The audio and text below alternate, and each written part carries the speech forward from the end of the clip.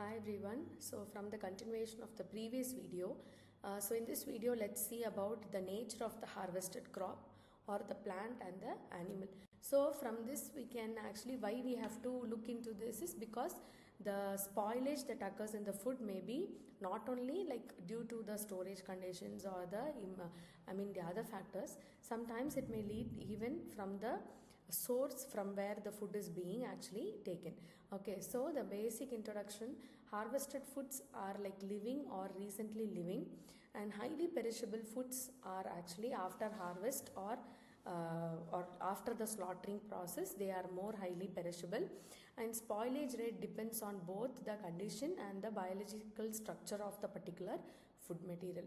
So not only like the storage conditions, it may also rely on the harvested conditions or the nature of how the particular crop is being harvested.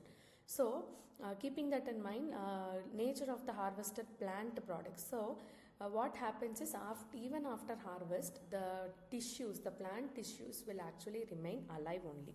Okay, so based on that, we can conclude that the respiration rate of the particular plant will actually continue even after plucking it from the field. Okay, and due to exposure of the particular harvested plant, it may lead to more amount of the heat and the moisture loss. Sometimes it occurs. So if it is actually exposing it to a high moisture, or if it is actually gaining more moisture, what will happen is it will actually lead to the ultimately spoilage of the particular plant. And sometimes how we can conclude whether it has been spoiled is we can detect it by a browning or softening texture, or sometimes like wilting. Wilting is nothing but the spots or some unwanted changes may appear on the the physical appearance may change. And climatic fruits will actually ripen very fast, like banana and apple. So we have to take care what type of from the harvested field itself, we have to actually look forward for the nature of the particular product. And the nature of the harvested animal products: those animal tissues will remain biochemically active. So rigor mortis is nothing but after the animal has died, some enzymatic or the chemical changes will occur within the dead animal.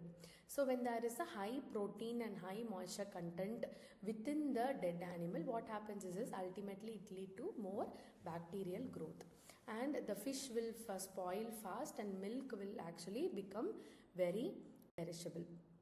Some of the implications of preservation. So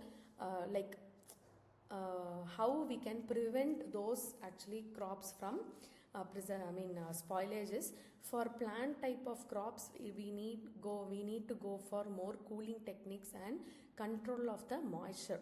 So the main reason for the spoilage in plant or plant related crops is nothing but, first is due to the more exposure of the increase in the moisture content, as well as sometimes due to less amount of the storage practices. So these will be the two reasons. Then for animals, obviously we tell that we are like making into we are going to slaughter an animal. So after slaughtering, we have to expose the particular animal to rapid chilling or rapid cooling in order to prevent the particular animal from the growth of bacteria, and we can also prevent by enzymatic and the microbial spoil. So obviously more easily the particular animal will have changes in the enzymes, and then it leads to the multiplication of the bacteria. So in order to that, we have to adopt proper storage technique so that it will have a longer shelf life and also maintain the safety of the food. So when we relate this design thinking concept with the nature of the harvested crops or the animals or the other thing, we have to like stepwise along with the same DT concept. First we have to empathize like how long the particular the nature will be like kept without affecting. Based on that, we have to look in for defining the particular problems.